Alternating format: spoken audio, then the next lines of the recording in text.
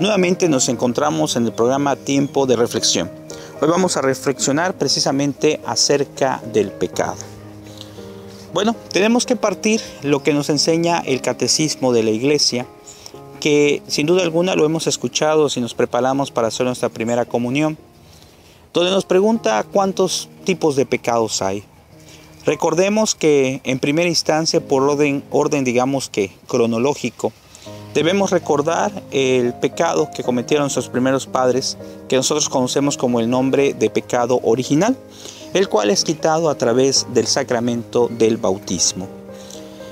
En el aspecto actual, por eso se le llama pecados actuales, pues ya podemos encontrar lo que es el pecado mortal y el pecado venial. Si analizamos cuáles son las causas para saber si es un pecado mortal, pues a veces nos cuesta trabajo localizarlo, pero el Magisterio nos enseña, en un libro que tengo de catequesis muy interesante de España, nos explica claramente que para que exista pecado mortal tiene que haber tres cosas. Es materia grave, plena advertencia y pleno consentimiento. A continuación vamos a analizar estos tres puntos. Para que sea entonces pecado mortal tiene que haber materia grave. Esto significa algo que sabemos que no es correcto a los ojos de Dios.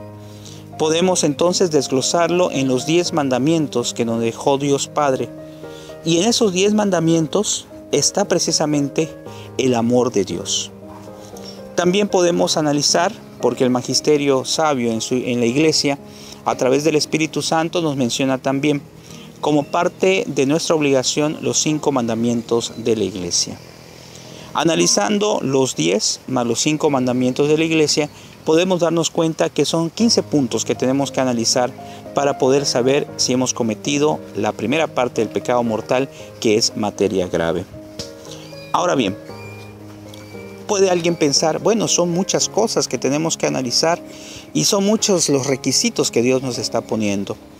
Pero si nosotros vemos las cosas tomando en cuenta que Dios lo hace por nuestro bien, que no son unos mandamientos propiamente como algo estricto, sino más bien es algo como un conducto de amor. Porque si Él nos da estos mandamientos es porque sabe que es para nuestro bien. Por ejemplo, una persona que roba, pues ahí en uno de los mandamientos de Dios está no robarás. Y alguien puede decir, ¿por qué voy a estar presionado por no robar? Porque al final de cuentas Él busca nuestra tranquilidad, nuestra paz interior, nuestra conciencia que esté tranquila. Y la persona que roba, aunque parece que no, pues algo habrá en su conciencia.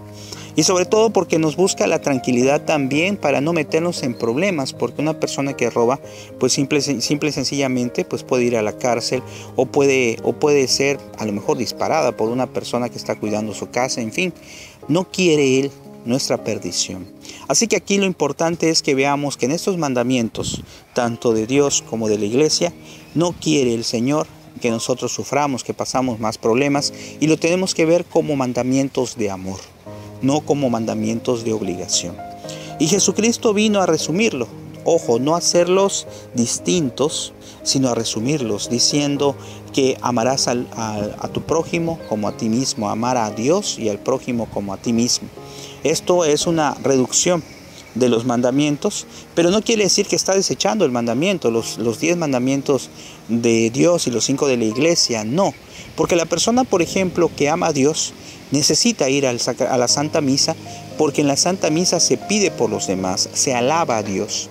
Entonces quiere decir que estamos cumpliendo cuando vamos a misa con lo que Jesús resumió: amarás a Dios sobre todas las cosas y al prójimo como uno mismo.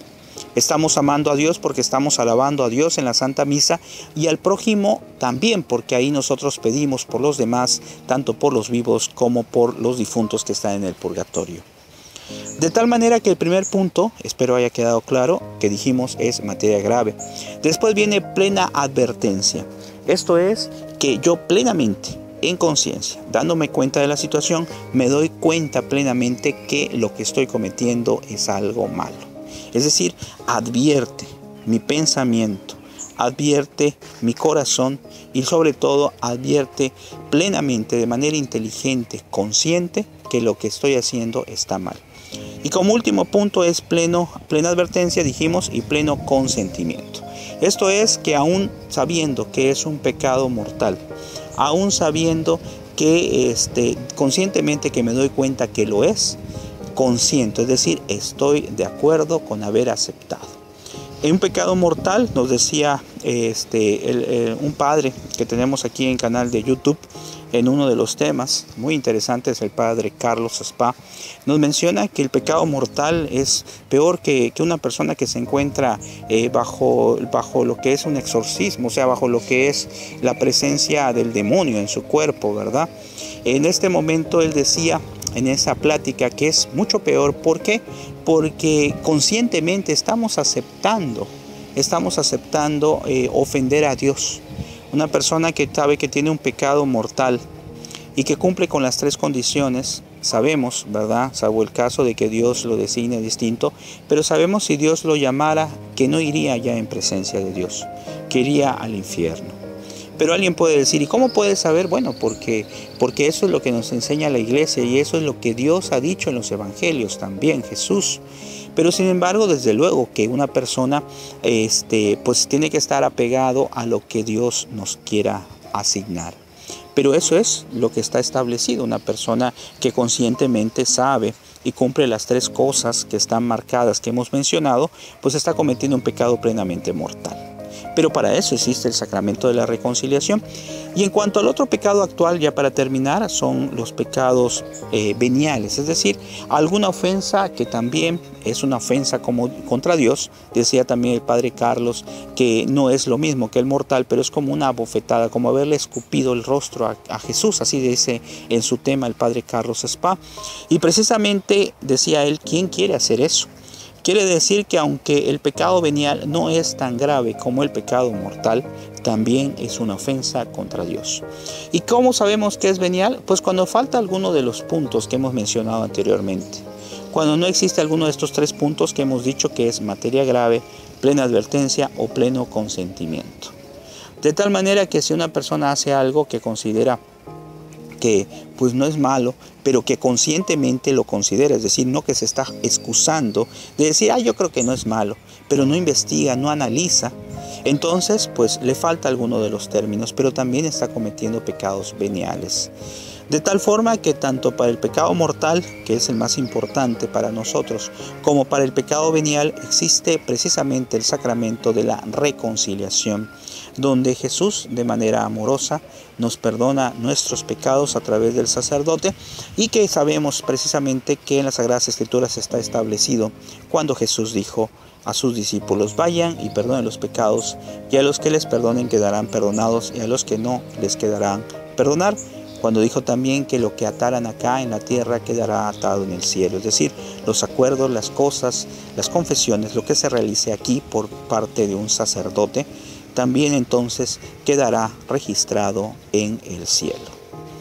Debemos aclarar un punto muy importante que no se nos debe de olvidar.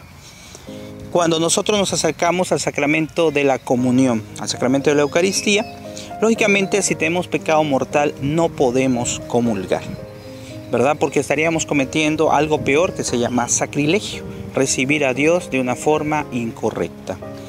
Y si tenemos pecado venial, pues bueno, podemos acercarnos a comulgar, sí, desde luego que sí, si tenemos consciente que no es un pecado mortal. Sin embargo, pues que nos sería la recomendación que si ya tenemos muchos pecados veniales o ya ha pasado mucho tiempo que no nos hemos acercado a la confesión, pues nos acerquemos a la confesión. ¿Por qué? Porque mientras más limpio estemos para recibir el cuerpo de Cristo, será mejor. Y una recomendación, ¿verdad? Independientemente de la situación de pecados veniales que yo tenga, pues siempre es conveniente, cuando nos estemos acercando a comulgar, pedir antes de recibir el sacramento de la comunión, perdón al Señor por todo lo que hemos cometido y porque somos indignos de recibir su cuerpo en nuestro corazón. Esperando que quede lo más entendido posible y que esto nos sirva para tratar en todo momento de no ofender a Dios con los pecados. Esperemos despedirnos de ustedes y esperarnos en la siguiente transmisión, si Dios así nos lo permite. Hasta luego, mucho gusto. Dios les bendiga.